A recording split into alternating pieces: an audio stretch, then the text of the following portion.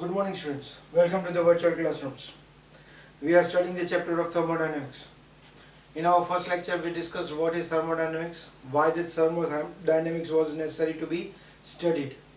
Even we saw it, what certain basic terms like system, surrounding and universe. Today, we are going to study types of systems.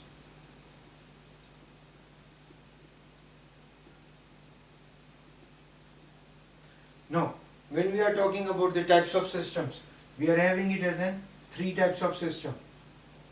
Open system, closed system,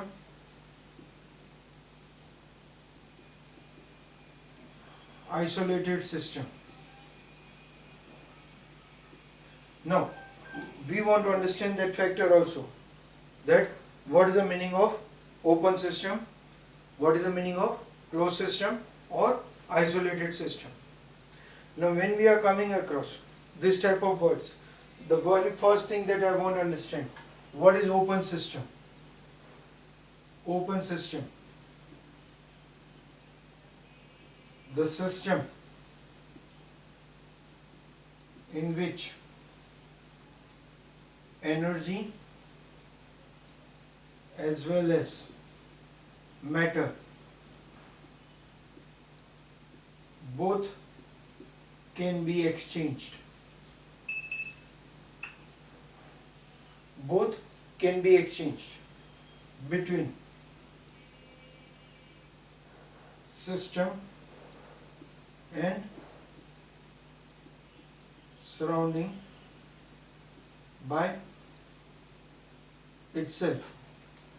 Both between the system and surrounding, the energy as well as matter both can be exchanged by itself without doing any external work. Right? What does this mean? When we were discussing in our first lecture spontaneity, right? The heat as well as matter both can be exchanged between the system and surrounding by itself without any external work. The spontaneity of the reaction, right? It's carried out by itself. For that case, we took it as a specific example also, that if I take it as a hot cup of a tea and placed it on the table, what will happen? It will become cold, right? During this case, what has happened? The system has lost the heat. The surrounding has gained that heat, right? That means the system is having higher temperature than compared to that of the surrounding to it. Then only that is possible, no? That the cold tea becomes, or hot tea becomes cold, right? At the same time, what will happen? Certain vapors are coming out, that is water vapors are coming out of it. So vapor is removed from the system also. Then such type of things, what does it shows? Energy, that is heat, it's exchange between system and surrounding. At the same time, water vapor from the cup of a tea is exchanged between the system and surrounding. System has lost that water vapor, surrounding has gained that water vapor. So such type of things are taking place, we consider them as an open system, right? Where energy as well as matter both can be exchanged between the system and surrounding, right?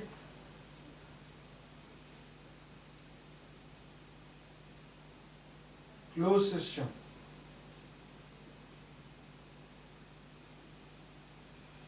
system in which only energy can be exchanged between system and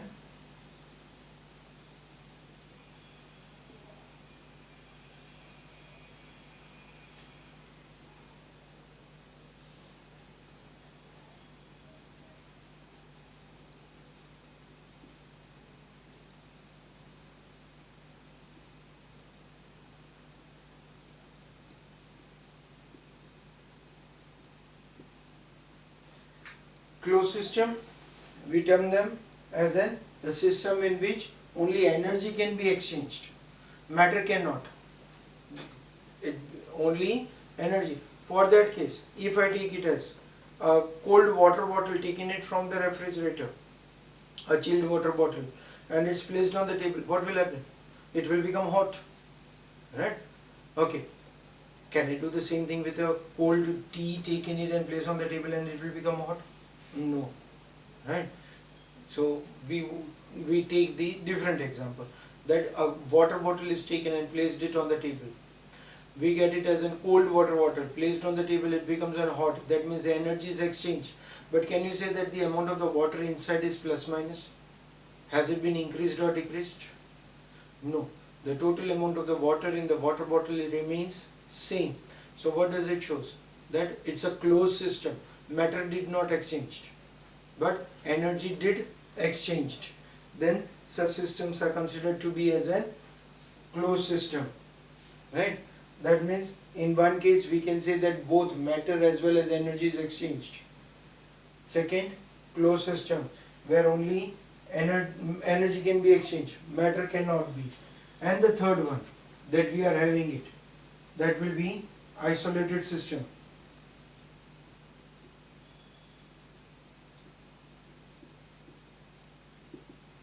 Isolated system is defined as the system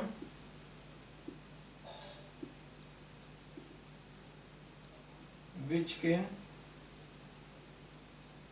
neither exchange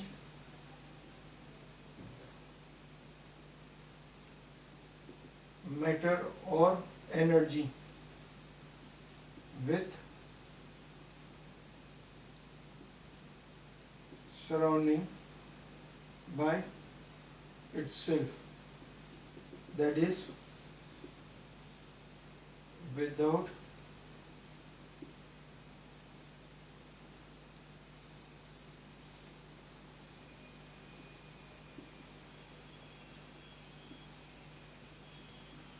doing external work. Energy can neither be exchanged, neither energy nor matter. Nothing can be exchanged between the system and surrounding. Then such system and such systems are known as isolated systems. Generally, for your knowledge or basically to explain you, we are going to take some examples, but make it sure that in the world till today there is no 100% isolated system. In the world there are no 100% isolated systems. Only for an example, to understand that why we are saying such type of systems as an isolated system, we are taking some examples, right? Like if you are taking it as an example of a thermos flask, a good quality of thermos flask. If a hot tea is placed in the thermos flask and it is closed from it, then what will happen? The tea inside the thermos flask will remain hot for the longer duration. It's not going to cool out immediately, right? For the long duration of 4 hours, 5 hours or 7 hours, depending upon the quality of the thermos flask. The hot tea remains hot for the longer duration. It neither exchanges the water vapor also, neither exchange any kind of a matter from it, neither exchange the energy also from it. Then such type of systems we consider it as an isolated system.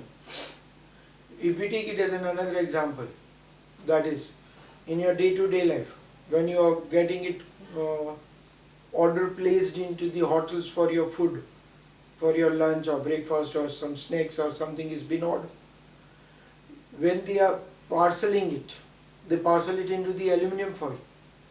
Why? The aluminum foil makes it to remain warm for the certain time duration, right? So that is going to act as an isolated system, but that isolated system is something poor quality compared to that of the thermos flask, right? So that shows that depending upon the quality, for the certain duration we can hold that heat, we can hold that matter inside it, and that's the reason why we consider them as an isolated system, only for an example. Otherwise there is no isolated system which can be developed for 100%. Similarly, there is nothing in the world where you can say that it's an 100%. That means none of the chemical reactions also in our day-to-day life, whatever the chemical reactions are taking place, they are also not completed 100%. Some impurities will be there, or some kind of an unreacted materials will be left out. Similarly, today, standing in front of you, when I am taking a lecture, I can say you that even I am not an isolated system. The reason is, whatever I am teaching it, it's not necessary that 100% of the people who are listening to it will be studying it carefully. Right? So, that also is a possibility. So, that is known as isolated system. Right? That was the first term, system, that we studied in our previous lecture. Types of systems we came across. Right? Now, the second term, after the types of the system, the second term we want to understand, that is a state function.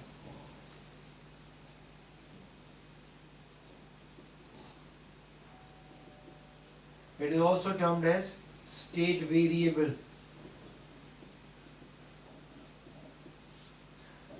Now, it's a state function, state variable, or it's given in our textbook, the heading is state of the system. It's given as a state of the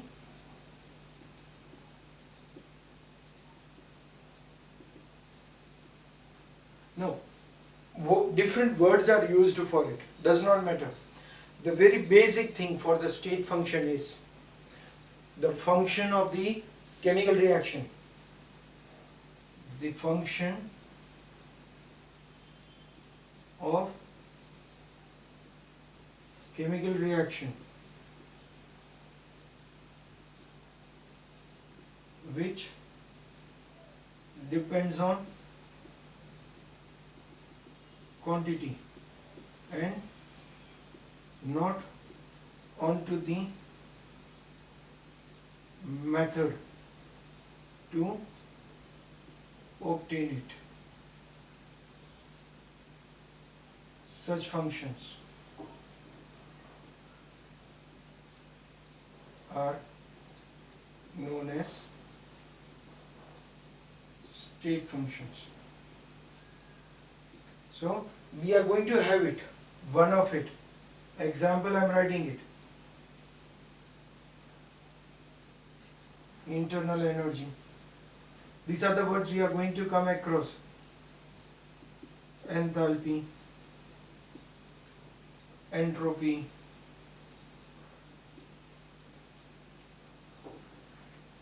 etc., etc. The number of words we are going to come across. These are all the state functions.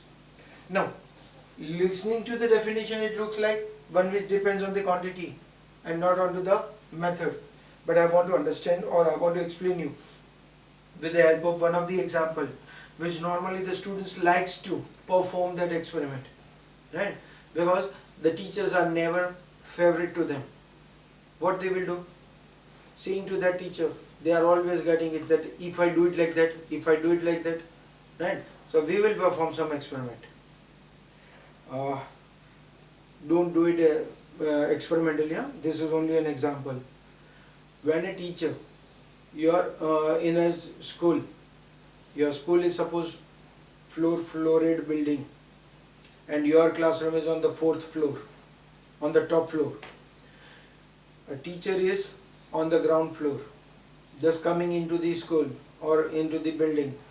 You saw it that the teacher is coming it. Right from the one day before you are done, you are decided that we want to hit him with a certain stone.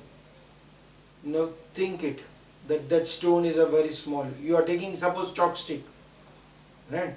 You are having it as a chalk stick with you. You are throwing the chalk stick onto the teacher. The teacher is on the ground floor. The chalk stick get hurt onto the teacher. It was a perfect aim. Will it hurt him a very large that it would be necessary to take him to the hospital? The answer is no. Right? Now think that I'm going to perform two different factors now. Now this wasn't one experiment that we are doing it. Now we are going to perform it the different ways. We are going to see it, what is going to happen in it. Now, if you are taking that chalk stick from the ground floor to the top floor by staircase, the another person took the same chalk stick where in a lift, there was an accelerator, lift was there, he took it through the lift. The third person, the third student took that chalk stick by the help of the another student who was sitting on the ground floor. He threw it up and he got that chalk stick. Now see, the chalk stick reached up to the floor by three different ways.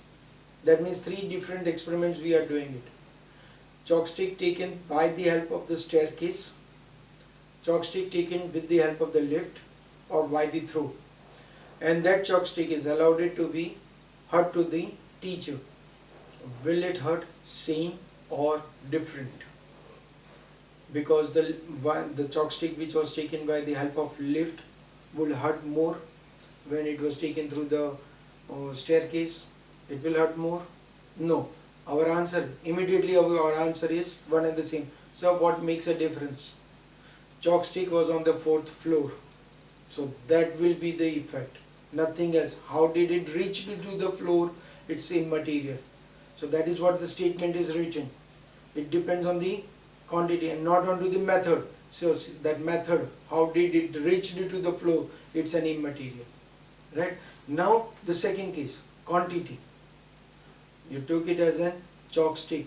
In place of chalk stick, if I'm taking it as a stone of the same size, if I'm taking it as a bigger stone, right, what will happen? A teacher will be in the hospital, right? If the big stone is taken, then what will happen? Might be somewhere else also. So what does it show? It depends on quantity, right? It was thrown in the similar condition, it hurt to the teacher only, the person who was throwing it from the same floor, right? So that is known as the quantity, depends on quantity. That is the reason why we are saying it that the function which depends on quantity and not onto the method, that is known as state function, right? So these are all the state functions that we are going to come across: internal energy, enthalpy, entropy, and so on, right?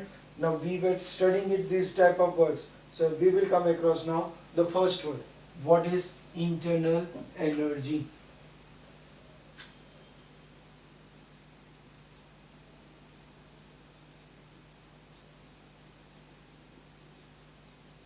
Now, when we are talking about the internal energy, each and every substance has its certain internal energy present in them. Like if I ask you, each and every student, if you have been told that you have to run 100 meters, that is going to be compulsory for you, then what will happen? Everyone will be ready. Okay, it's an 100 meter, we will do it because it's an compulsory, we will do it. That much energy is there with us. But if it is told that it's an 100% compulsory for everyone to run 10 kilometers, what will happen?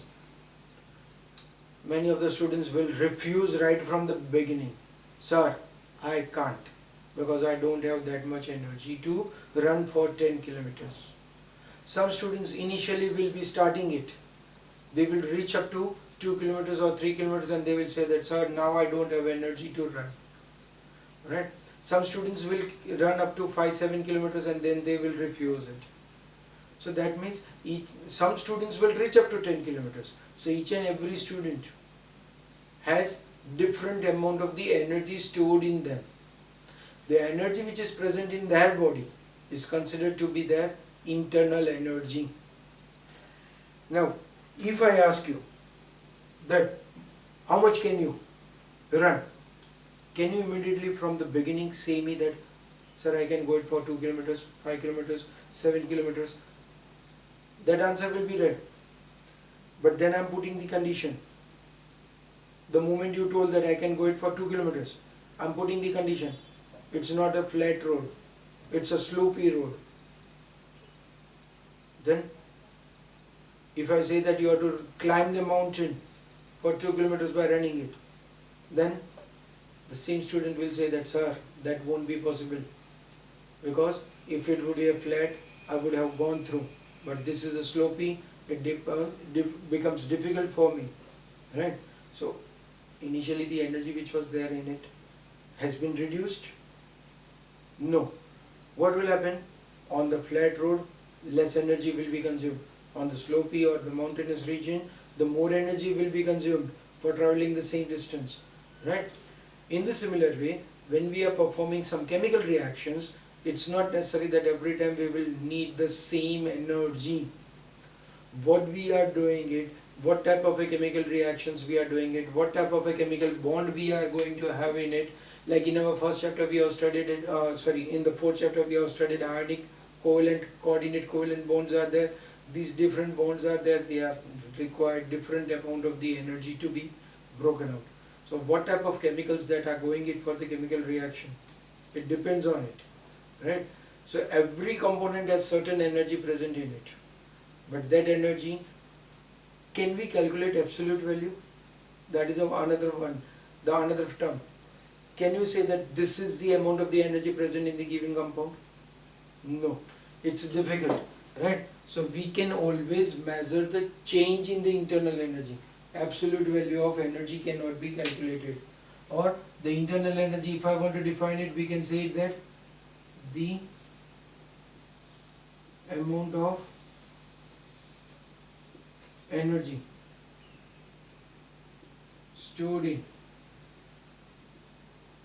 any substance is known as its internal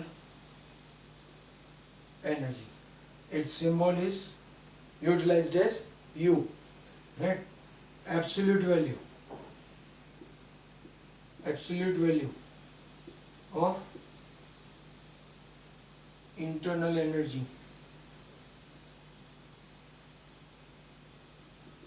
cannot be known. We can calculate only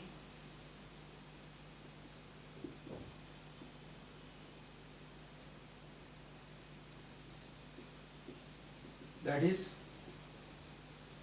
we can get delta U, that is U equals to U final minus U initial.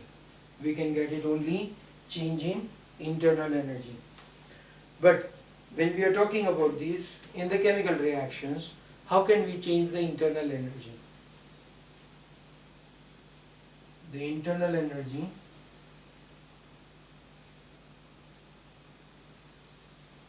of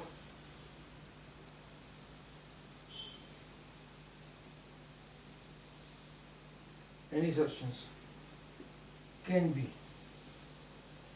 changed by two different ways.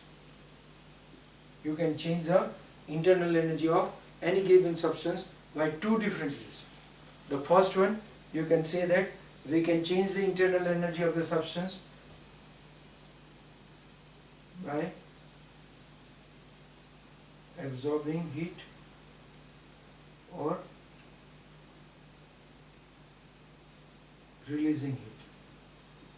That means from the substance you may take away the heat or you may provide the heat. When you are giving the heat to the substance, it is considered as energy is being absorbed by the substance. When the substance is giving out the heat, it is known as releasing. The hot cup of tea getting converted into cold, it is known as releasing of heat. When you are putting the cold water bottle on a table, it gets become warmer. It's known as absorbing of heat. So by absorbing or releasing the heat from the system, from the substance, you can say that internal energy of the substance can be changed. Second, by doing work on the system or by doing work by the system. If the work is done on the system or work is done by the system, even by doing that case, we can find out the change in energy, right? So that change in the internal energy of the substance can be done by two different ways, and that can be calculated as change in internal energy. So we never get the absolute value of internal energy, we will always get the change in internal energy, right? So we studied it, the internal energy, but we also saw it that heat can be absorbed or released, or if the work is done on the system or by the system. Now what are these terms? How to do it so? Or how the mathematically calculations, or what will be the concept of it, that we want to study it. But we will do it in our next lecture. For today, up to this as an internal energy. In our next lecture, we will try to understand how the heat change, or how the work done is going to affect the change in internal energy. Till then, thank you.